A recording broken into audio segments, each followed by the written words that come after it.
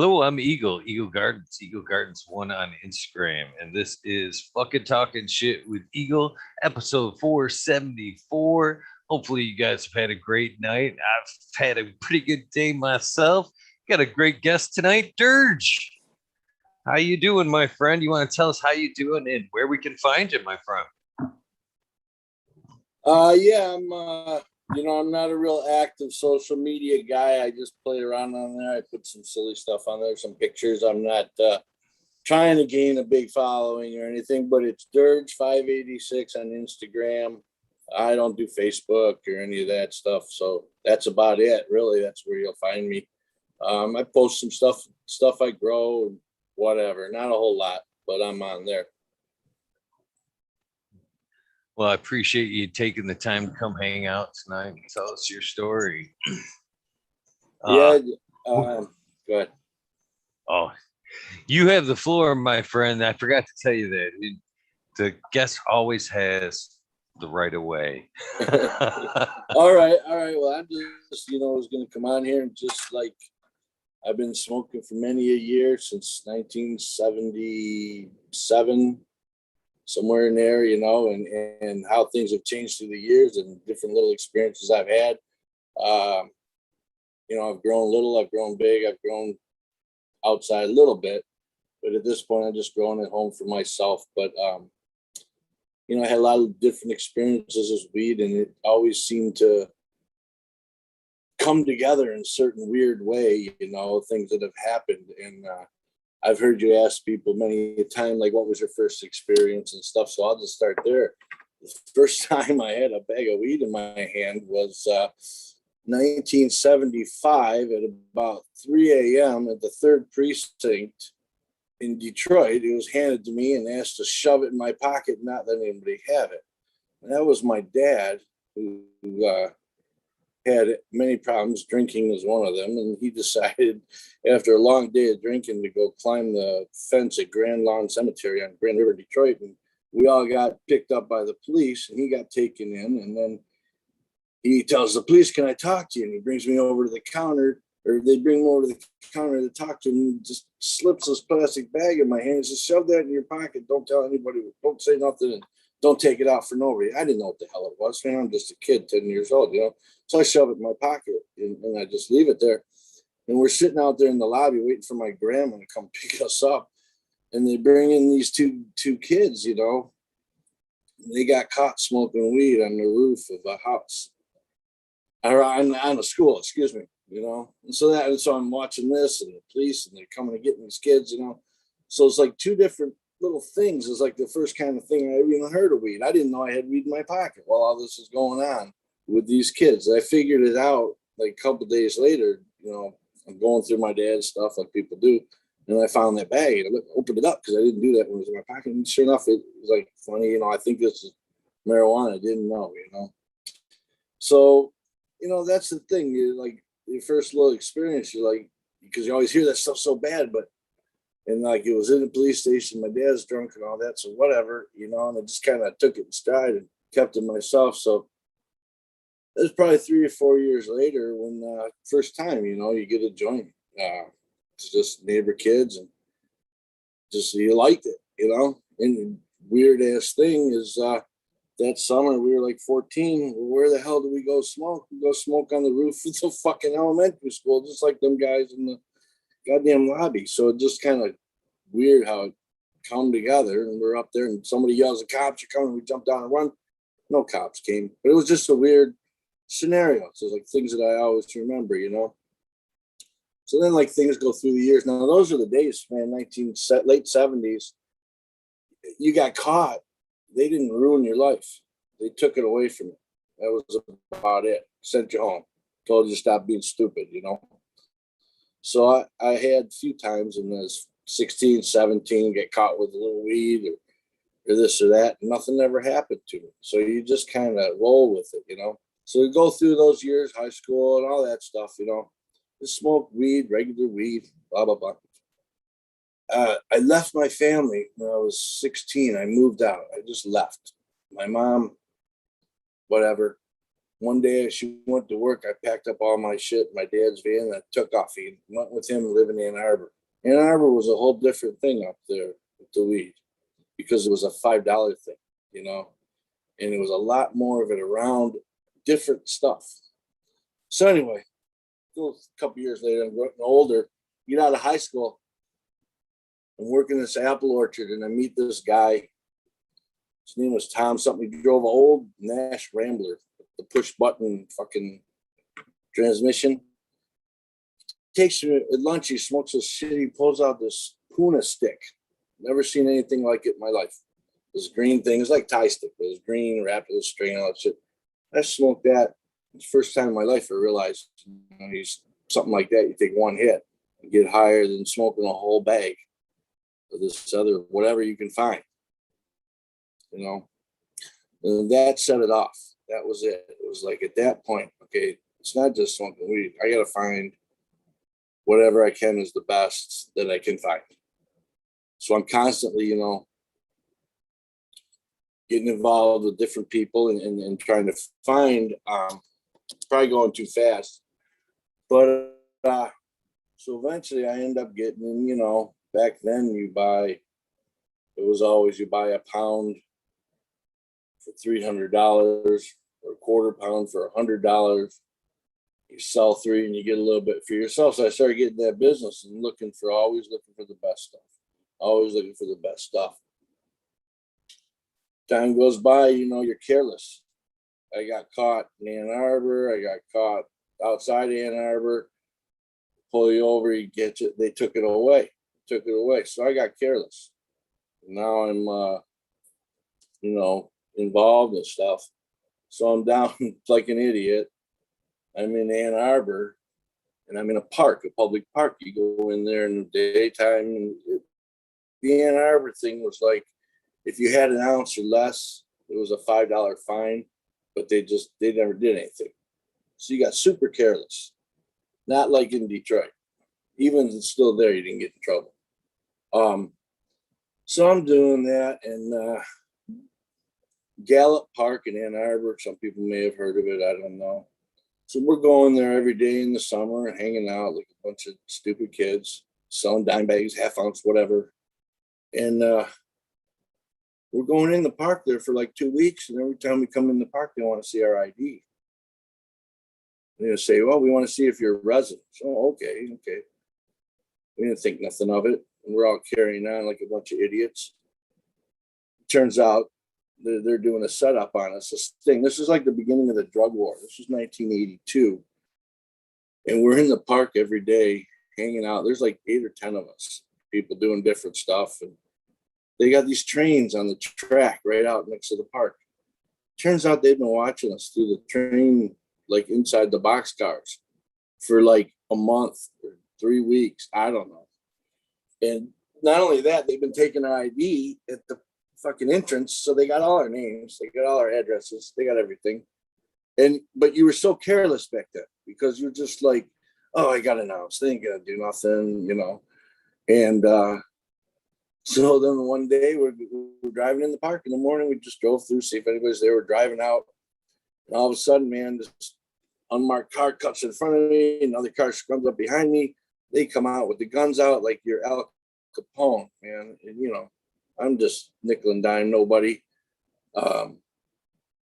Everything changed that day, you know, as far as my carelessness, because the next 24 hours are just weird. So we get arrested. We didn't know we were getting arrested for that. And had a little bit of stuff on me. Had some Thai weed, some really good Thai weed in my one pocket. So they take us across the other side of the park. They put us in this van, and they got the nylon cuffs on us. They put us in the van, and they get in the van. There's 2 other guys that we know in there. By the time we're done, there's like 9 of us. This fucking van, we sat in the van for 2 hours, and they just rounded up everybody, showed up at the park. And they take us to the jail, and they want felonies. They want hard charges. But, you know, we're thinking it's always $5 fine. So it went from that to like, we're gonna tear you up, you know. And so there's 10 of us 15 of us in the cell. We all know each other. And when when they took all my stuff, they didn't find I had a little thing of tie weed on my inside pocket. They didn't find it. And I'm in the jail cell and I fucking realized I got this weed in my pocket. These fucking guys in there took it and smoked it. And not me, man. I was too freaked out. They take you in, they want to rat somebody out. You know, somebody comes up with the idea, just give them names of same people that are in the cell already. A few of us did that. They didn't like that too much. So then they kept us overnight, man. They put us through the whole thing. And like I said, I was just a kid, you know. And jail was something I never thought about. Not like I was going to prison. It was just a night in jail. But the next day, you know, they're going to do the whole thing to us, man. They chained us up in a group, paraded us out in the van, took us down to the courthouse. I'll never forget, we got to the courthouse that day, and some guy, you could look it up, it was Ann Arbor. I want to say it was September or October 1982. The murderer escapes out of the jail while we're there for our arraignment. And they lock us up in the basement for 9 hours till like 5 at night. You know, so just the whole experience was like, I'm just, you know, one day I'm driving through the park, and next thing you know, I'm in the fucking locked in the bottom of the courthouse the next day wearing a jumpsuit with no underwear and a hole in the fucking thing, my junk hanging out of the fucking. I didn't have underwear on that day. It was whatever. This, you know, that shit happens. But anyway, I mean, it was just a shocking experience. You know, I was just a kid. And so I realized at that point, man, I don't want to go to jail ever. So that became like, was a different attitude from that point on, you know. One of the things I always like to say to people is interesting was 1982, and I had $300 and some in my pocket and whatever. And they give you all your money back then. You know, nowadays, man, you got money, they take it. Back then, they towed your car and all that, but they gave you all your money back, everything you had in your pocket, because you weren't guilty yet. That was the old days. Now you're guilty, man, as soon as they, you know, get you. Of course, there's no problems now with the weed, but so anyway, long story short, I learned another thing that little go around there. All my buddies that had, I was able to get an attorney, and but they wanted a felony. They stuck with the felony. Delivery of, it wasn't even an ounce, but it was, I sold 2 different times to an undercover. And you know, the funny thing is, always trust your instincts, because we sold to the guy, and then we're laughing. No, I think he's a cop. Well, fuck yeah, he was a cop. It's like your gut tells you, but you don't listen.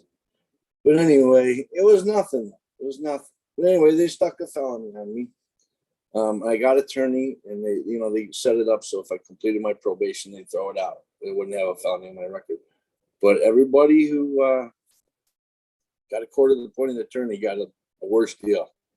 So you learn that lesson, that they all want you to pay in the system, man. They're all lawyers. The judges are lawyers, you know, everybody. But anyway, so 3 years probation, you know, and still now. The other thing with back then, there's no drug testing. You can still smoke.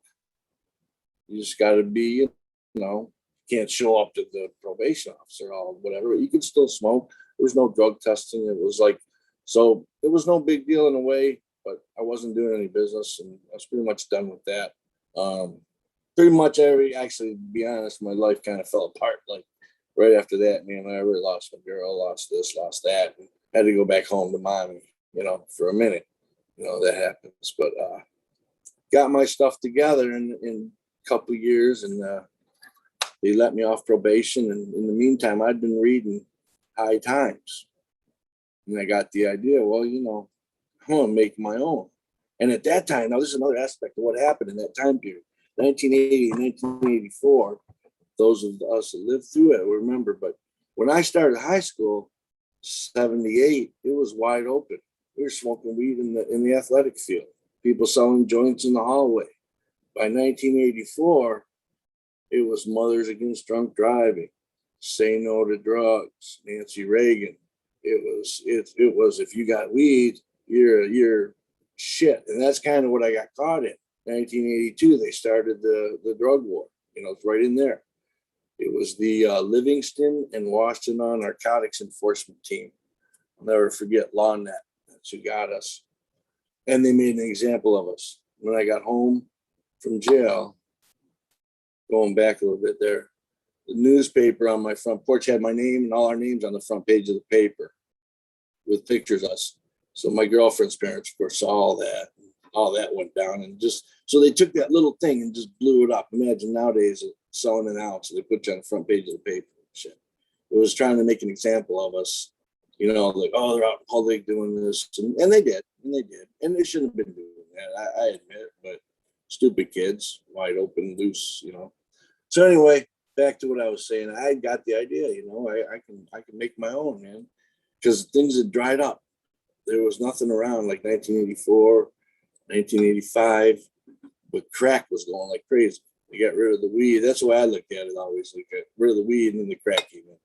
It was crazy. But anyway, Eagle, you're from down in the Detroit area, probably? No, I'm originally from the Genesee County area. I've since moved up north. But yeah, well, everybody knows Aiton Gratiot. If I said 8 Mile Gratiot, everybody knows that. I bought a house little south of that, 7 Mile of Shaner. That's a little further, but it's in Detroit. Bought a house in there on a land contract, and right after probation was over, ordered my first light from back of High Times magazine, 1,000-watt metal halide with a big humming ballast. I still have it. It still works, believe it or not. Because when I quit in 1992, I put it in the garage, and I told my wife that when I retire, I'm going to be doing this. And here we are, I'm doing it. But it sat in my garage for 20 years, pulled it out, and it worked. It was different back then. I remember there was something I got out of High Times. Well, I had the Cervantes book was out, the Bible. And then we were getting these magazines through the back of High Times, these little ads, send off to a P.O. box. We got this magazine called Sensimilla Tips out of California. Every 3 months in a plain brown wrapper, like it was some kind of pornography, But it had the stuff in there like how to build a soil, because there was no resources for anything.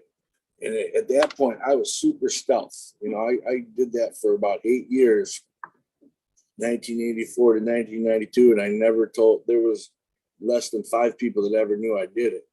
Even when I would do a little business, I would always say, "Oh, I got it from somebody else." It was never like about a pride, like taking credit. It was like, no, it was like, "Oh, you're lucky I know this guy," because it had to be that way. In fact, one of the 5 people that I let in on it fucking run his mouth, and it's like, you just can't, especially back then, because we were paranoid about helicopters and infrared on the roof and shit like that, There was one store in Lansing, Superior Growers, way back then.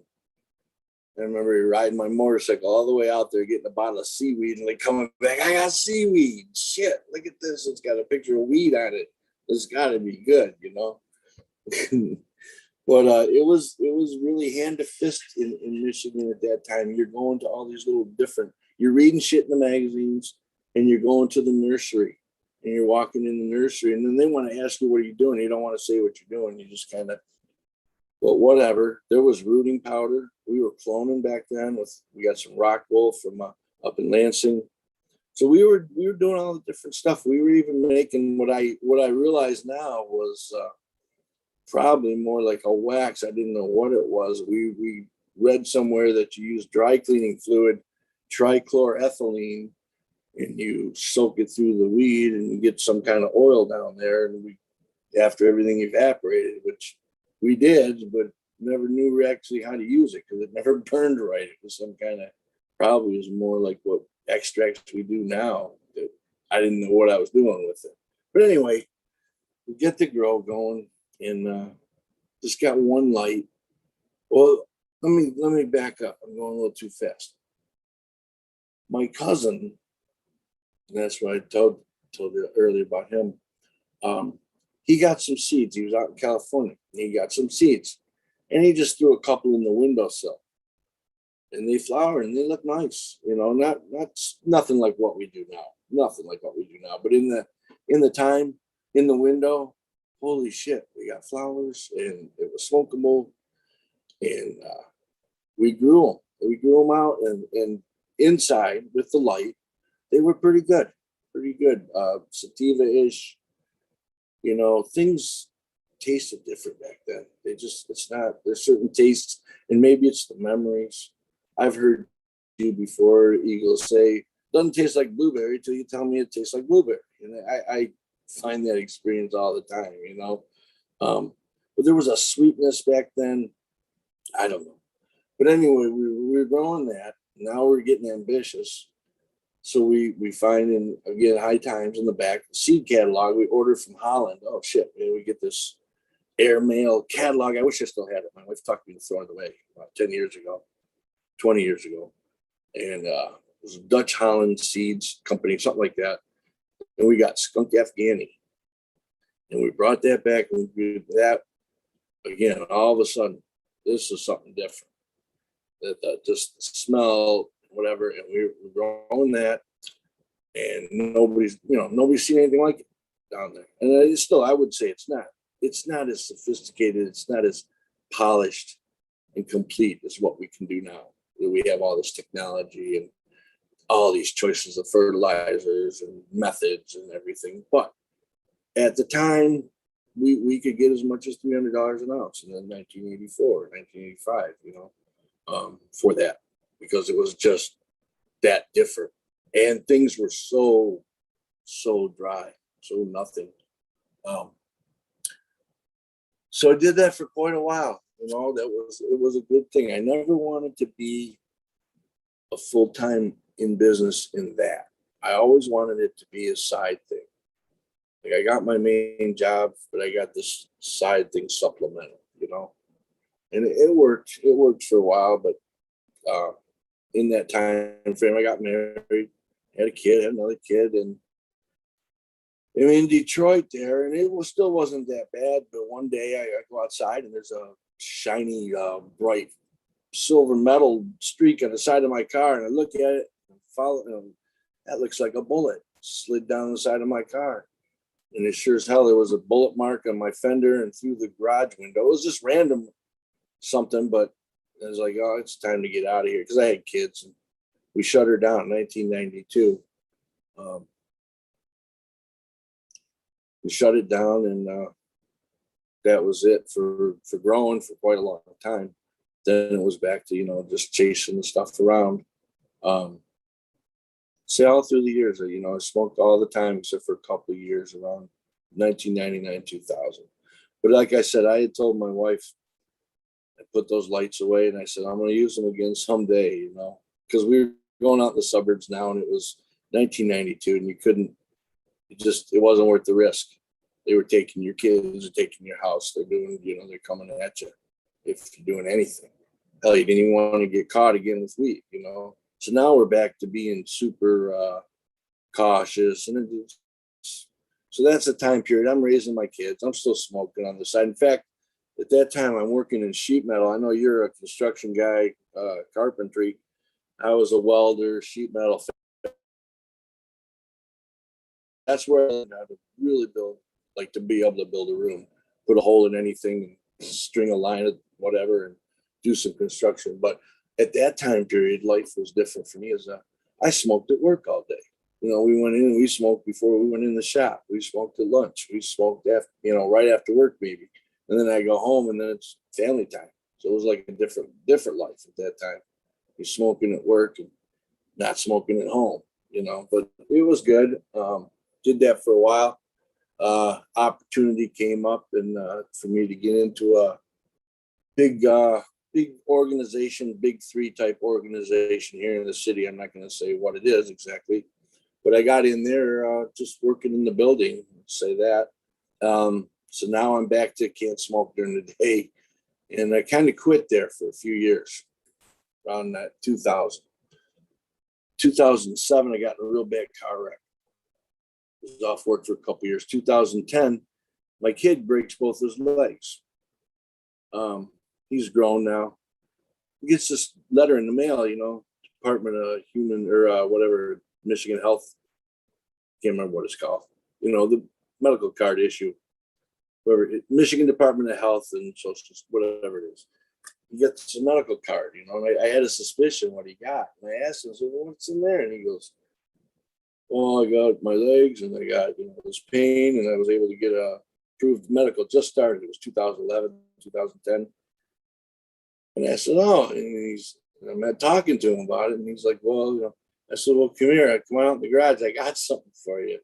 And they go out there and there's this, I got the 2 boxes up there, the lights, man, and they're up on the top of the shelf in the garage. They got bird nest on them. They're all taped up. They're bird poop and everything else. And open them up and here you go. Oh man, here's 1,000 watt, here's a 400-watt sodium. Sure, let's see if they still work, because he told me he was growing with the fluorescent in the closet. So, how it goes, right? He's got 1 light and there's 2 lights, and there's, goes from there. He and I start working together, and we get a place down in the city. It was a duplex. So the theory was working under by this time I get my medical card. We start getting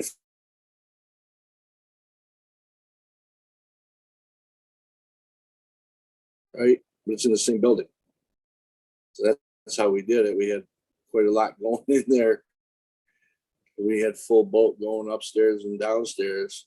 We both had 4 and 5 patients at a time, and I don't remember exactly how many plants we had at one time. We had maybe 4 lights going downstairs, 8 upstairs. At one point, we had a room we built way up at the top. We had 8 lights and a couple verticals. Anyway, we just had stuff going all over, and having fun. I had a great time with my son for a long time. We had a lot of fights, though. I'm sure you can imagine. We had a lot of good times. We had a lot of, man-to-man screaming, but it happens, things go wrong when you're doing that. That stuff happens.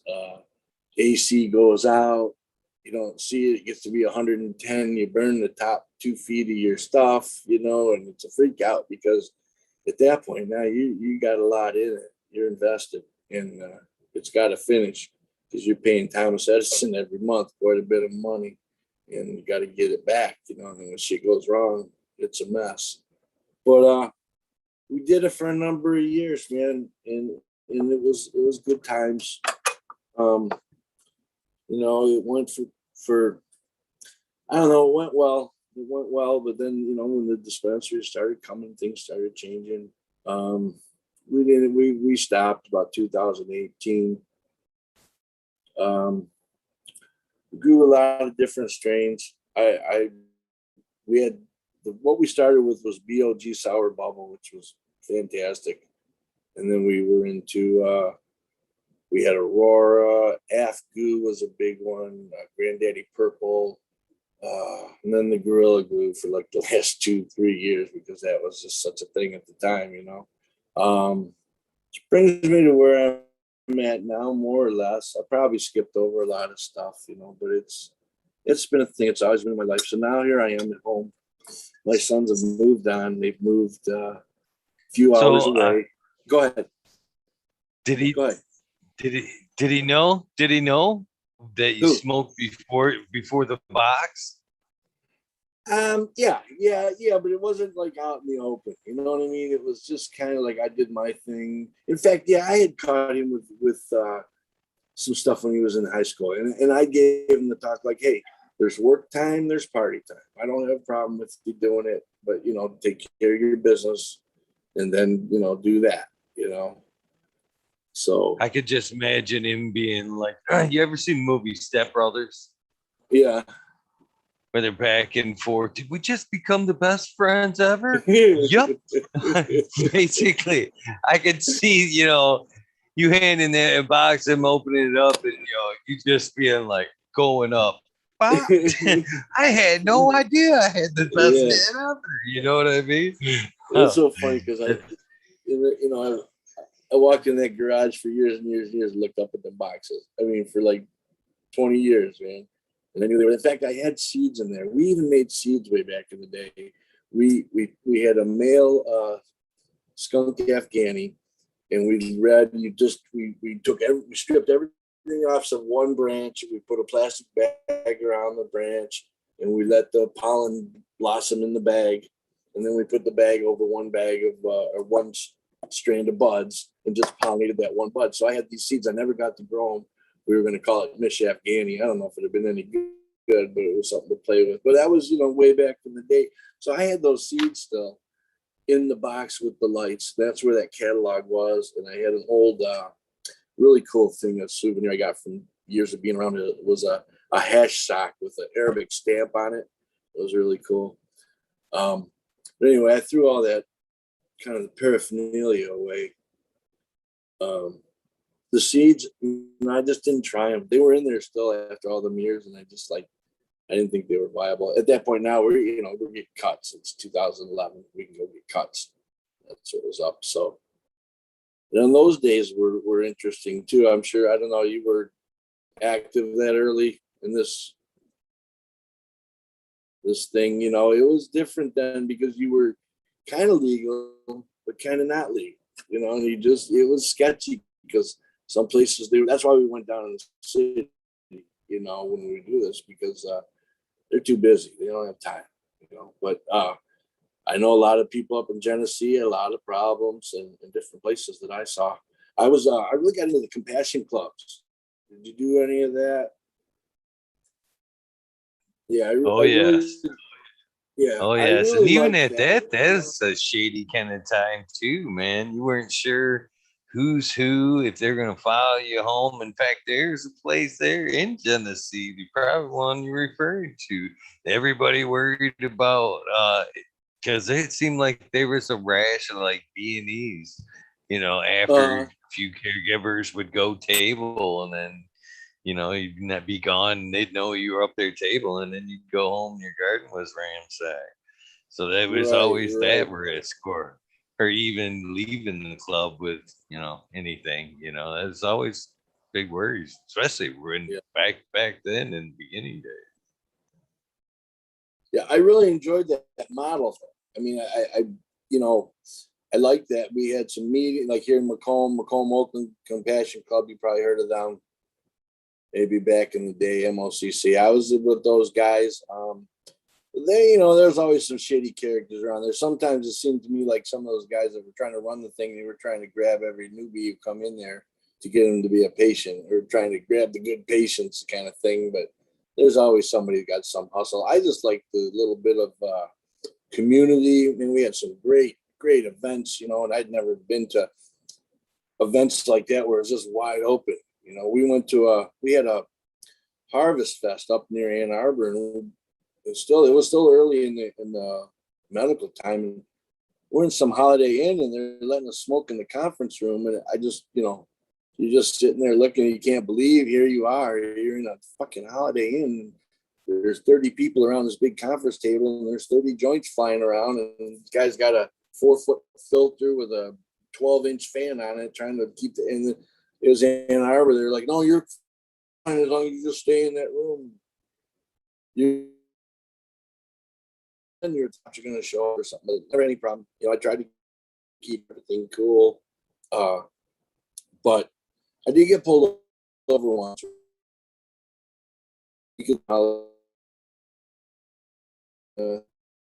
This is the shores in Macomb, and the guy just said, "Are you transporting right now?" And I said, "Yes." And he goes, "Do you have a card?" Yes. I showed him my card. That was it. Didn't ask another question. So the cop was really cool. That was a good experience. We had one run-in when we had our little duplex thing. When we bought it, it was a rental. It was still classified as a rental. And the rental inspector has to come every so many years. So he shows up after we've been in there for a year. And we just on the ground floor, because there was 2 units, for whatever reason, you only inspect the ground floor. I don't recall the reason. But we had one room down there. We just put a padlock on it, and he's inspecting the thing. And we weren't even using it as a rental, but it was still classified. He shows up at the door, says he's got to come in, So he does all the look, and he comes over the door, got a padlock on it. And we built an undercurrent system way back in 2013 out with PVC and tubs, and we were always like trying to copy shit like that. It worked for a while, but then you learn that the roots get too hot in the summer, and fuck around the chiller, and then end up back in dirt. It's just easier, but it was an experience. But anyway, we had this system going in there, and he could hear the water running. And he's like, "What's in here behind this door?" Because you can hear the water falling down. It's coming back. What's behind this door? I said, "Well, nothing. That's private. You can't go in there." Behind this door. Now he's thinking we got dead bodies in there or something, I guess, because it's Detroit. I don't know. But he says, "If you don't let me in this room in the next 10 seconds or whatever," he said, "I'm going to call the police." He whips his phone out, man. Like he's going to call him. So we unlocked the door and said, "Look, this is private. You're not," and then we tried this, you're not allowed in there because you don't have a card. You can't go in there. We'll show you. We'll open the door. We open the door. The first thing he does is he's going 1, 2, 3, 4. I said, "What are you doing?" He says, "I'm counting the plants. You're only allowed 12. Like, no. We didn't want to get into all that with him, but we showed him our papers and this and that. And then he calmed down and he left, but we cut it all down that night anyway, because we thought the cops were coming. We wasted here halfway through, just flipped it. But you had, it's like, whatever, you got to eat it sometimes like that. Because I was, again, back to my thing. I was always like, never going to jail. I was always trying to keep it right on, just on the edge and not, get in any trouble. But anyway, so that's, I don't want to get too into like this basic stuff. But anyway, this brings me to where I'm at. It's kind of what I talked about to Eagle when I first reached out to him. At this point, man, I'm just home alone. I haven't smoked anything but my own stuff for probably 2 years. Nobody, maybe 5 people have smoked my stuff. My kids come by and, snatch a handful when they come into town. But other than that, man, I'm just like on my own here and I enjoy it, but it's not, I wanted to just come out and talk and meet some guys. And like I was telling you, I love the wormhole and everybody. And it's just someplace where I think I could talk to you guys about. Because I do, guys that we've been doing it all these years. So as far as like my grow now, I'll tell you what I do now is I have my wife allowed me to have a small space down here. We got what in Michigan is basically a fruit cellar. It's like 6.5 feet by 14. I've got 4 or 5 tents crammed in there. Only 4 right now because I'm breaking it down. Since I first talked to Eagle 2 weeks ago, something's come up and it turns out we're going to put our house up for sale and move. And I got a few strains that I would love to meet somehow through the chat or something. Somebody here in Macomb County area that I would love to be able to give them some strains and maybe they could hold on to them for me for a few months and maybe I could get them back. So if anybody wanted to reach out to me on Instagram or something, that'd be cool. I got a wedding cake cut that I got from Med Grower. It was really good. And I've got a Gushers S1 from Colorado that I grew, and it's a really nice.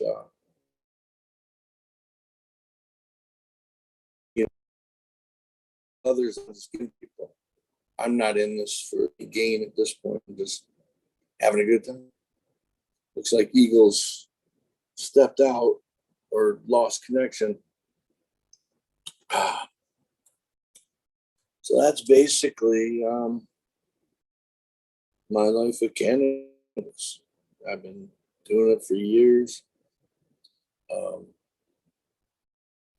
Very low key though, very, very off the side.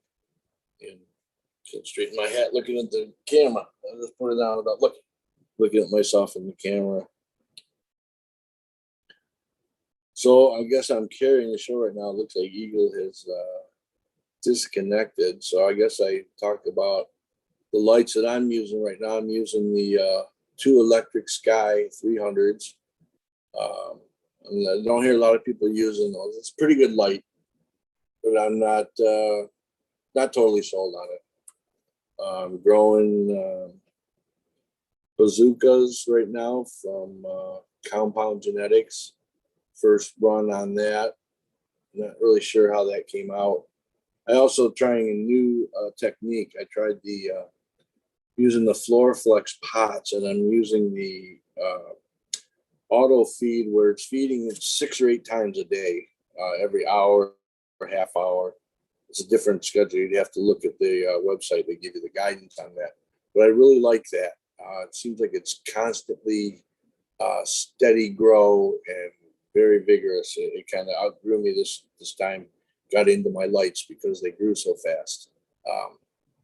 But in cocoa, I guess you're supposed to do that. I was reluctant to do it for a long time, but it seems to be working. All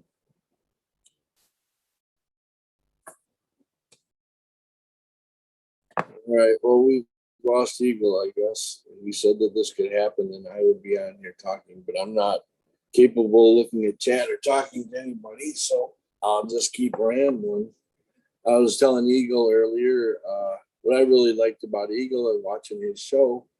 And I remember when he first went on there and he was staying on day after day after day for like, I think he went a whole year, right? Without missing a day. I would go to bed early at 10 o'clock, 11 o'clock, and then I'd turn it on to see if he's on there. Sure as hell, he's on there every day, every day, every day. And then I just got in the habit of listening a lot of times when I'm half asleep or at night when I'm asleep. And a lot of times I watch them the day after. I don't necessarily watch them live. I don't participate in the chat necessarily. I love the wormhole or the whole thing on the wormhole, the open chat. You guys just bullshitting about weed and bullshit, talking about stuff. Enjoy that. And really like the way Eagle handles his show. I feel like he's not, it's just real. It's just real and down to earth. So I really enjoy it. Trying to keep talking here because it's going back.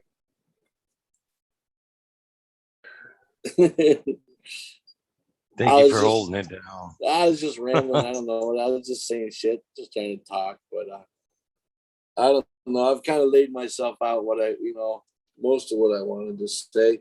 Talk a little bit about my current grow. I was just talking about it on there. At this point, I'm working with, I mentioned while you were gone, I don't know if you heard, since I talked to you just a week and a half ago, things have completely changed in my situation. We're putting our house up for sale, so I'm getting ready to shut her down now. I'm grinding out 3 more little batches here, trying to get myself a 6-month supply. We got a family member that's moving, and they always told me they'd sell me their house at a good deal. So we got a situation here, got an opportunity, and the good news is I got 2 nice rooms in that house that I've already been granted permission from my wife to be able to use. So I'm gonna be able to double my space, and so I'm looking forward to that. So I'm running out. I'm growing bazookas from Compound Genetics. I've got I really like Colorado. Now, I tell you, one of the guys I watch all your shows. I was telling people I watch a lot of times the next day while I'm working, because I go to bed at night. And like I told you, I listen in the middle of the night, and I like to listen to the wormhole quite a bit. All the characters on there, but I watch it during the day a lot, so I'm not on the chat. You won't see me, but I'm out there watching. So one of the people I like is Colorado. I've grown a few of their things. I got a really nice gushers from them. I was also talking while you were gone. If I'm shutting this down, I got a few strains. I'd love to find somebody in the Macomb area. Anybody wanted to hit me up that if they could, I give them away. I don't care. And then if I get one back from them, I got Med Growers wedding cake that I got at Gene Traders. And that's good. And you can see it. It's a nice cut for sure.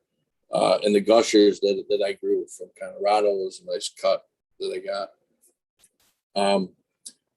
See what else I got. I'm growing.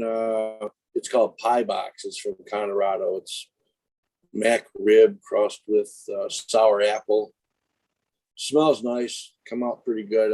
I've been trimming today. Started at 3 o'clock and just scrambled around and put everything away before you got on here with you. I'm still not done. Almost done. So yeah, I got 2 more batches I'm going to run through. I'm trying to shut this down by December 1st. And I'll find a way to keep a couple of them going if I don't find somebody to foster my cuts for me for a while, but that'd be cool.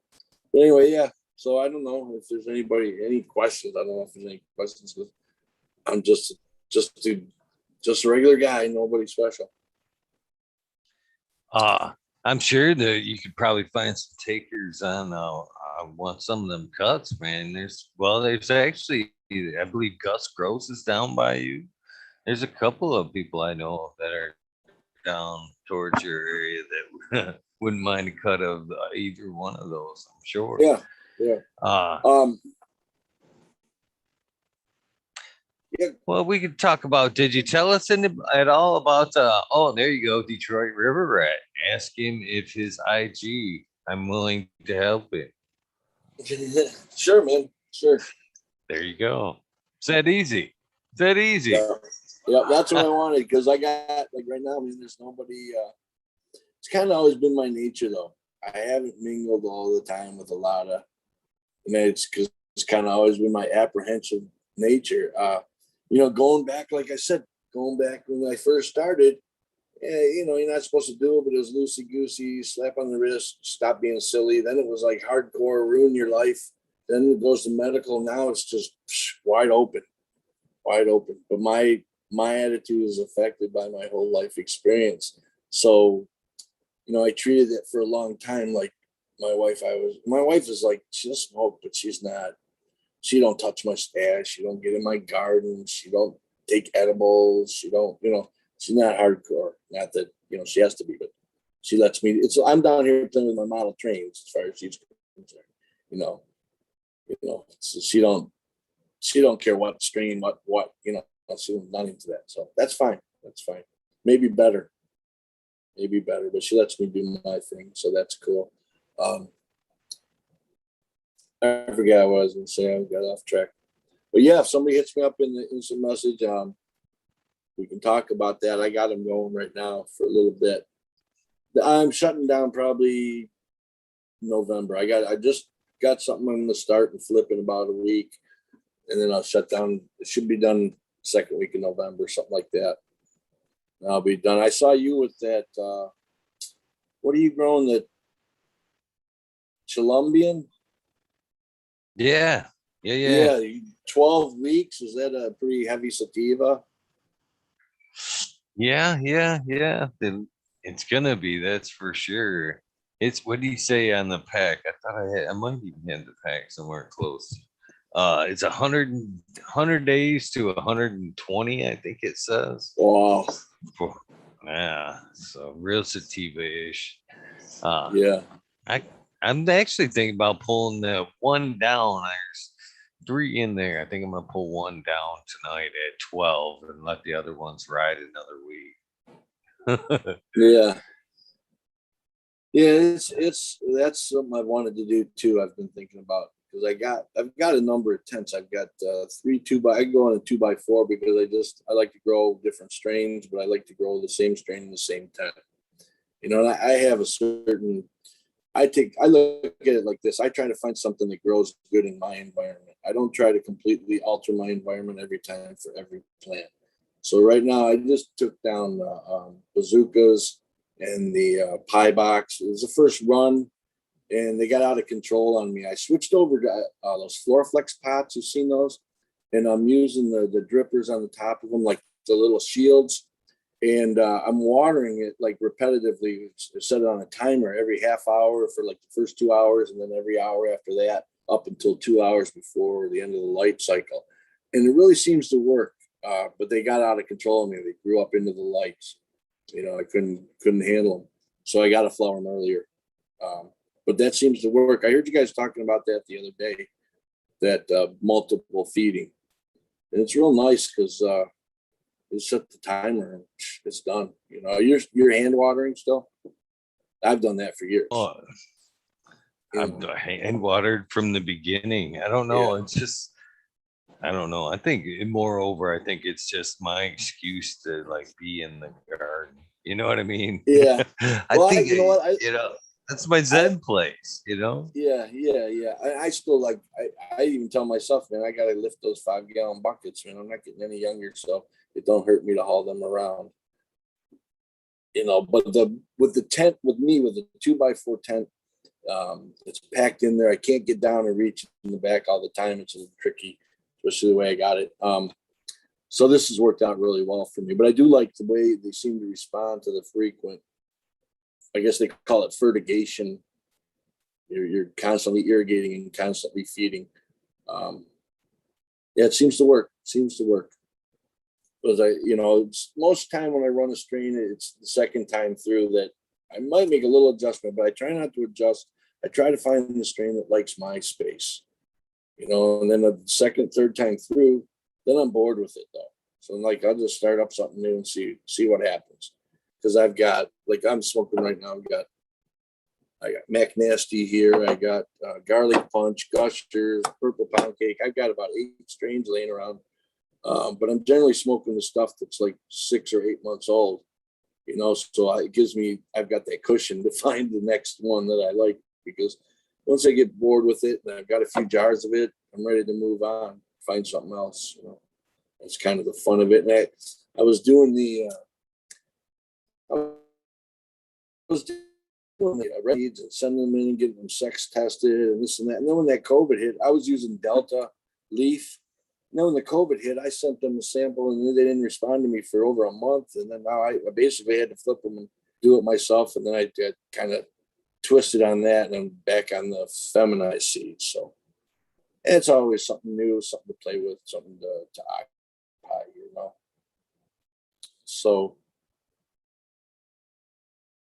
So did you tell us about what kind of grow medium are you in? A soil, a cocoa? So what do you grow? What have you been growing in, I guess? What am I growing in? Oh, I'm using cocoa right now. I've been using cocoa since I started up this run. Since I started this room right down here. This room was that's really how my wife tricked me. It was an old fruit cellar and it was pretty nasty and needed to be cleaned out.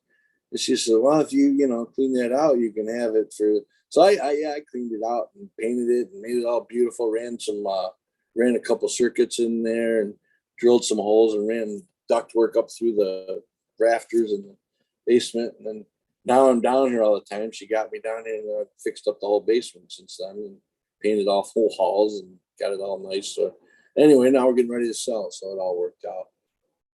But yeah, that's about it. I don't know. I've enjoyed it. It's been something that's always been in my life, but I've always tried to make it not dominate my life. It's something I like, but I got to keep our priorities, man. It's I'm sure like myself, you see a lot of people crash and burn too, go down bad, I don't know if I'm running out of things to say. I was just gonna ramble, man. I just ran off at the mouth for an hour or so. That's what this opportunity's for. I appreciate it. I love. Oh yeah, man. That's what Makes I like. My job super easy. Right. Well, you know what? It's like, because I heard you before. You say, "Hey, if you guys are out there, anybody wants to come on, come on." And I'll tell everybody who's out there, man. I'm nobody. I just wanted to shoot the shit, just like his name of his show, Talking Shit with Eagle, and talking shit about weed. And we all got a story. We all got different experiences. Some funny, some sad, some whatever. We all got a life that we've lived, man. So throw it out there. And I tell anybody that I hit Eagle up with an Instagram message, and he says, "Come on." He didn't ask me one question. So any of you people thinking you don't have a story, just come on here and talk about your whatever, man.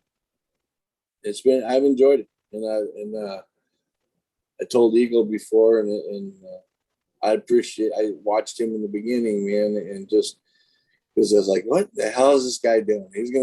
I remember, wasn't it something you said? I'm going to do this every day for a year straight. Wasn't that what it was, or something like you just like? And in the early days, man, there wasn't many people on there, but you're on there, man, and you were just like, some nights you were just rap like I'm doing. It was like, okay, I'll list this guy, and But it's real. It's real, you guys. Everybody out there, man. It's just this is who he is. He just straight up. He just let me on here. Didn't know me from anybody. I mean, we had no nothing. So it is what it is. And that's why I appreciate it. Appreciate it. Man, those kind words actually gave me goosebumps. I can't thank you Oh, enough, man. I can't thank you for your support, man. Without you guys, man, this thing don't happen. And you're a perfect example of that by donating your time. You know, without your time tonight, the show may not have happened tonight. So I appreciate you, my friend. You help earn your rights to the wormhole. You're welcome. Pop in at any time. It's the same invitation that you received tonight. all right, man. Anytime you want to pop in, you don't need me to, DM you and go, come on. You just grab that meeting phone, number. computer. Yeah. Same one. Same way you All got right, on man. tonight. You're always All welcome, right, cool. man. And, Cool. I appreciate it. and I can't think. It's been awesome to listen to your story and have you on. Of course, since you've watched the show from the beginning, then you obviously know what's coming next. Of course, the sound bite. You know what I'm. Okay. All right. Episode 474. If you'd like to work that into your soundbite. 474. Yes, sir. Man. All right, man. All right. Hey, everybody. This is Durge. Durge means urge for a dude. That's my old nickname from my cousin from 100 years ago. Or 100 years ago. Let me try it again. Hey, everybody. Episode 474. This is Durge. Durge stands for Dude Urge.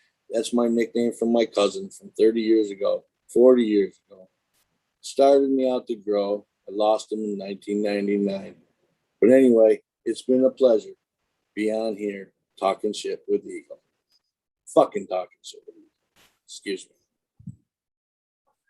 That was gold. That one was gold. Thank you, my friend. Thank you. Thank you. It has been a great night. I can't thank you enough for your time, your support. Again, don't be a stranger. I look forward to seeing you hopefully some night in the wormhole. You can even join tonight in the wormhole if you'd like. You know what? I may tonight because I've got one more plant to trim, and I got to paint the garage with my wife tomorrow. Like I said, we're getting the house ready to sell. But we're like, we got to get the house. We want to get it up in about 2 months. So we're on like hardcore project every day. But this got to be trimmed tonight. So I mean, so maybe I'll see you guys later. Appreciate it. All right. Yeah, thank you so much for having me out there. I enjoyed, so many of these stories I never tell and I've never told for a long time. And it was fun, just bullshit. I love to hear them. And now they're here up for other people to enjoy as well. So thank you very much. All right. It's nothing special, man, but it is what it was. It's what I did. Here's a. All right. Would you like to give a shout out to anybody while you got the mic before you go? Give a little thank you. You know what? I'll tell you what, one of the people that I watched recently, I get a shout out to is a Jinx. It was on last week. That guy, man, he's so sincere. He really impressed me, man. And then I started following him on Instagram, and his love for his son, like you said, is interesting. Man. He seemed like a hell of a guy. In fact, just in my mind, it's my next seed purchase. It'll be a while, but I was going to try that 9-pound hammer. Look pretty strong.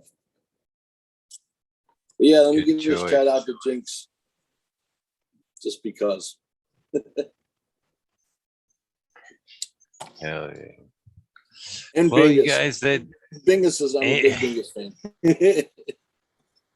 I can understand why. Everybody else, though, man. All those guys on there, they all bring something, and they're all interesting and fun. You have so many good guests. And you're no different. You're among the list of amazing guests. So, Oh, well, thank you, thank you. Well, I don't think I'm anything special. I just that's my life with cannabis. You know, from buying joints at the arcade to having big grow rooms to sitting in the basement by myself smoking my own weed. At this point, I'm almost going to be 60 and going to keep doing it as long as I can. That's awesome. That's awesome, brother. Well, you'll have to definitely. I mean, if not soonish, you got to come back and tell us and show us how that new grow room's all set up at the new place. So Yeah, yeah, maybe we'll chronicle that there you go. when time comes. All right, guys. I'll see you guys in a few in the wormhole. Yes, there will be a wormhole tonight. So, guys, stretch your legs, fill your trays, use the restroom. We'll see you in a few. Those of you who are not going to travel over to the wormhole, thank you guys very much for tuning in to this awesome guys episode. Durge, thank you again. You guys know the Thanks, deal. man. Random acts of kindness, just like this gentleman did tonight by coming on. Do save lives. Don't be afraid to do something nice for somebody. I'll see you guys in a few. Thank you, my friend. All Have a right, great thank you. night. Thanks.